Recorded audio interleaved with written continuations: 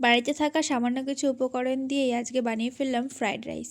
শীত তো প্রায় চলেই গেল, একদিনও এখনও ফ্রাইড রাইস খাওয়া হচ্ছিল না বলে দাদা বলল চল আজকে ফ্রাইড রাইস বানানো যাক।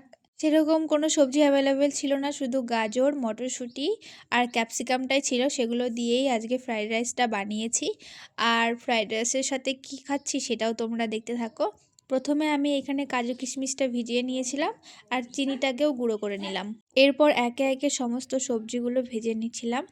দাদা আর আমি দুজনা মিলেই করেছি। দাদা জাল দিচ্ছিল আর আমি সাইড থেকে সব সবজিগুলো দিয়ে দিচ্ছিলাম। তো এখানে গাজর আর ক্যাপসিকাম ভাজা হয়ে গেছে, কাজু কিশমিশটাও হালকা করে ভেজে নিয়েছিলাম। এরপরে মটরশুঁটিগুলোকেও ভালো করে ভেজে নিয়েছিলাম।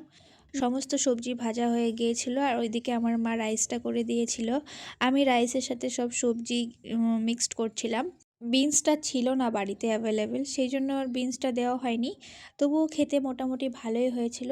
এখানে আমি সমস্ত সবজি দেওয়ার পরে একটু চিনি দিয়ে দিয়েছিলাম আর নুনও দিয়ে দিয়েছিলাম। তারপরে দিচ্ছিলাম ঘিটা দিয়ে ভালো করে আমি রাইসটা মিক্সড করে নিয়েছিলাম। তো এইদিকে দেখো আমাদের ফ্রায়েড রাইস একদম রেডি। আর আগেই চিকেনটা রান্না হয়ে গিয়েছিল। চিকেনটা পুরোটাই দাদা করেছে, দেখেই বুঝতে পারছো চিকেনটা কতটা টেস্টি হয়েছে। সত্যিই দুর্দান্ত হয়েছিল। আর এদিকে আমার মা সবাইকে খেতে দিচ্ছিল। বাড়িতে ভালো কিছু রান্না হলে আমরা সবাই একসঙ্গে বসে খেতেই বেশি ভালোবাসি, তাই জন্য সবাই মিলে বসে পড়েছিলাম খেতে। আর ভাবছো তো মাংসের মধ্যে ওগুলো কি? ওগুলো সজনের ডাঁটা না, ওকে বলে হচ্ছে চুই ঝাল। চুই ঝাল কে কে চেনো অবশ্যই আমাকে কমেন্ট করে জানিও, আমরাও কখনো খাইনি, এই ফার্স্ট টাইম খেলাম।